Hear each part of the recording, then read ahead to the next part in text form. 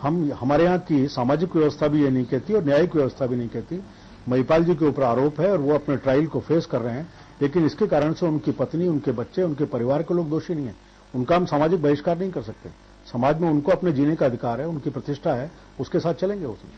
प्रदेश अध्यक्ष के बतौर आपकी भूमिका की चर्चाओं को जिस तरह से आरोप लगते हैं, आप कितना सफल मानते हैं, कितने नंबर देते हैं? मैं नंबर देने का अधिकार तो मुझे नहीं है।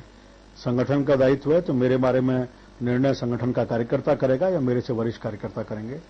लेकिन जो मुझे काम दिया है, मैं अपनी सामर्थ्य के हिसाब से सतत प्रवास करते हुए बैठकों के आधार पर उस विषय को अंजाम तक पहुंचाने का प्रयास कर रहा हूं। और मैं संतुष्ट हूं कि जब मेरे को दायित्व दिया गया था, उससे आज तक मैंने कार्यकर्ताओं को मनोबल बनाया है।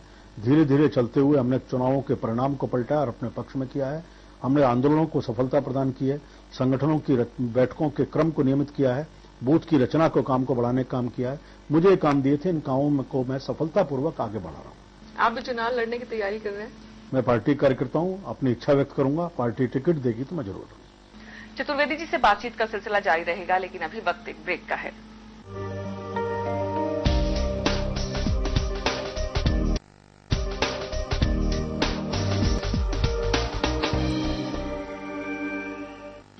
एक बार फिर स्वागत है आपका। हम बात कर रहे हैं प्रदेश अध्यक्ष अरुण चतुर्वेदी से। सबसे बड़ी बात जो रही कि राज्यसभा में लगभग ये परंपरा सी रही है कि प्रदेश अध्यक्ष राज्यसभा जाते हैं। आपकी तरफ से क्या कमी रही कि वहां तक 8 नाम गए केंद्र आलाकमान के पास? क्यों ऐसा हुआ?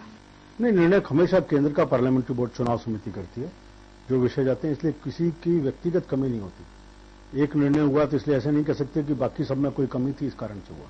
हम भी निर्णय करते हैं, पालिका का करें, पंचायत का करें, विधानसभा का करें, तो निर्णय करने में जब एक का चयन करते हैं तो बाकी सब ऐसे नहीं होते कि अक्षम हो गए। लेकिन राजस्थान का कोई व्यक्ति होता तो ज्यादा अच्छा नहीं रहता प्रदेश के लिए? अब भी राजस्थान के हितों की चिंता करने वाले लोग पूरे हैं वहां। जितने भी यहां से राज्यसभा के सदस्य हैं, वो राजस्थान के विषयों को उठाने के लिए जब भी हमने कहा, उन विषयों को पूरी तरह उठाते हैं। संगठन के नाते जब आवश्यकता होती है, आकर के संगठन को गति देने का काम करते हैं। इस नाते मैं पूरा संतुष्ट। तो प्रदेश गवाह बनेगा, आने वाला चुनाव आपके नेतृत्व में लड़ा जाएगा? मुझे नहीं पता। मैंने पहले भी कहा है कि जब तक मेरे पास ये दायित्व है, मैं इस दायित्व का अपनी पूरी तरह से निर्वहन करूंगा। और जिस दिन केंद्र का संगठन या मेरे से वरिष्ठ कार्यकर्ता मुझे कहेंगे कि इसके अलावा आपको किसी और क्षेत्र में काम करना है, किसी और दायित्व करना है, जो दायित्व मुझे देंगे, अगर मुझे कहेंगे कि साधारण कार्यकर्ता के नाते से एक बूथ पर बैठ करके बूथ की पर्चियां बनानी है, तो मैं उस काम को करूंगा।